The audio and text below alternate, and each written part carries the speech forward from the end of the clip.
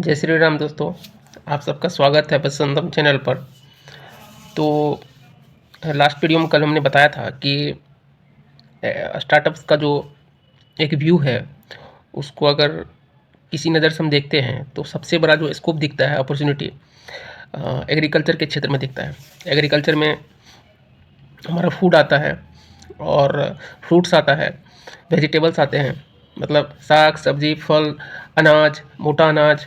उसके बाद उसके साथ हॉर्टिकल्चर आता है, यानी कि उसके साथ ही होता है। दूसरा होता है कि एनिमल हस्बेंड्री होता है, यानी कि गौ पालन।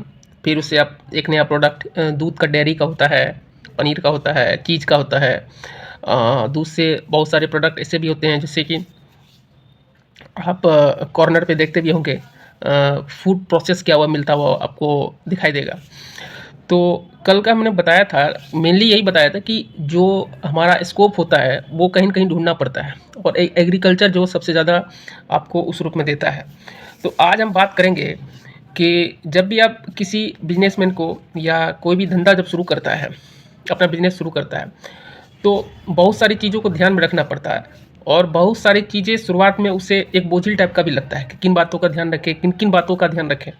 तो आज हम समझेंगे कि आपके जब आप स्टार्ट करते हैं तो आपको स्टार्ट तो करना ही है, वो किक तो देना ही है, और सभी चीज़ों को सोचते हुए उस समय जो आपके ठाउट में चल रहा था उसको आपको डिलीवर करना पड़ता है, उसको आपको करना पड़ता है। तो आज हम बात करेंगे कि कोई एक प्रोडक्ट जो है आपका बिजनेस बना सकता है। बिजनेस बनाने का मतलब ये, जब स्टार्ट करते हैं आप तो ये ध्यान में रखें कि आप किसी दुकान पर जाते हैं, कोई फूड का दुकान हो गया, रेस्टोरेंट हो गया, इलेक्ट्रॉनिक दुकान हो गया, कपड़े का दुकान हो गया, या किसी ऐसे स्टार्टअप्स को आप जब देखेंगे तो कोई उसका एक प्रोडक्ट ऐसा होगा, कोई एक प्रोडक्ट ऐसा होगा जो उसे फेमस करता है, जो उसका मार्केट बनाता है, जो कस्टमर को अट्रैक्ट करता है। ये आप बराबर सुनते होंगे। जैसे किसी आप फूड स्टॉल पे जाते हैं तो आपको पता चलता है कि वहाँ का ये सामान अच्छा लगता है, टेस्टी होता है। तो उसी तरीक़ा से एक यूएसपी आप उसको कह सकते हैं। आपका कोई जनरल स्टोर काम है, दुकान है, तो वहाँ पे आप किस चीज़ को डिलीवर कर रहे हैं। अगर एक ही जगह 10 दुकान है तो उसमें से आप ये देखेंगे कि कॉमन चीज़ आपको ये मिलेगी कि उस दुकान में ज़्यादा भीड़ है और इस दुकान में कम है। उसका मतलब ये होता है कि वहाँ जो गैप है, वहाँ जिस लोगों की जो डिमांड है उसको पूरा करने में वो आप कितना डिलीवर कर पाते हैं।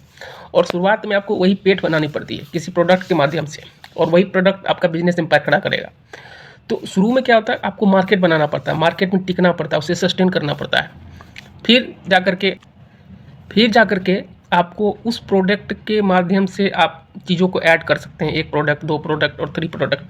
बार-बार आप ये भी सुनते होंगे कि जैसे आपका यूपी सरकार है, बिहार का सरकार है, सरकारी स्तर पर इन्होंने एक मॉडल अपनाया है, जिसे बोलते हैं कि 1 डिस्ट्रिक्ट 1 प्रोडक्ट, यानी कि हर जिला में एक प्रोडक्ट का यूएसपी होता है, उसकी ज़्यादा डिमांड होती है। तो उसी को वो ग्लैमराइज़ करते हैं, उसी को वो मार्केट में लाते हैं, और उसी को ज़्यादा एक्सपोर्ट के रूप में भी तैयार करते हैं कि सबसे ज़्यादा बिके।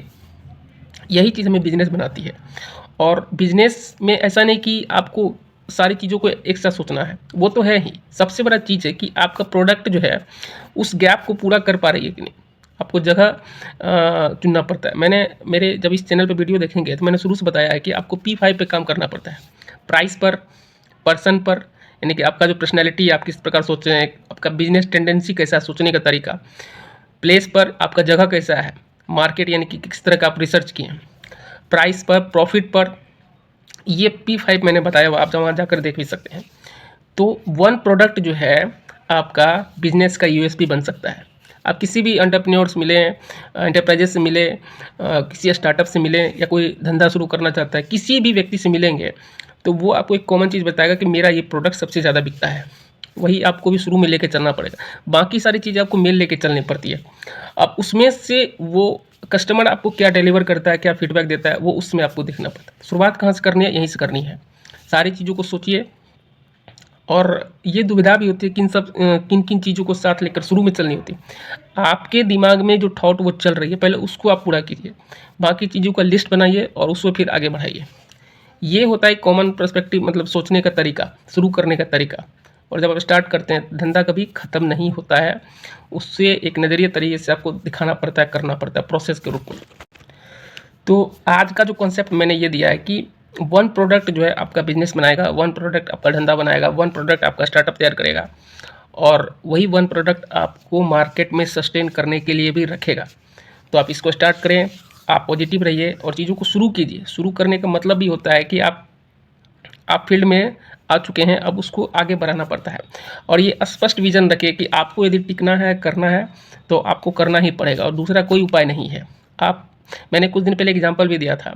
आज से कुछ दिन पहले संख एयर है, यानी कि वो अपना विमान शुरू कर रहे हैं और पहले तो डोमेस्टिक फ़्लाइट वो शुरू कर रहे हैं। अब देखिए वो कितना बड़ा बिज़नेस का रिस्क भी ले रहे हैं एक तरह का। 800 करोड़ दाम है एक हवाई जहाज़ का, और अभी वो शुरुआत में 3 कर रहे हैं, यानी कि 8 या 2400 करोड़ रुपये का वो बिज़नेस अभी वो दिखा रहे हैं। मतलब उसका जो लागत है, तो शुरुआत करने से ही होता है। उसका इंटरव्यू भी सुनेंगे तो कॉन्फिडेंशियल, पूरा एकदम कॉन्फिडेंस के साथ बोलता है कि आपको करना है तो करना है, इफ़ बट वो दूसरा चीज़ है। रिजल्ट क्या होगा उससे सीखेंगे, क्या कितना प्रॉफिट है वो बात का चीज़ होता है, यानी कि स्पष्ट होना चाहिए। तो इन्हीं चीज़ों के साथ पॉजिटिव रहिए, शुरू कीजिए। All the best. जय श्री राम, जय हिंद, जय भारत।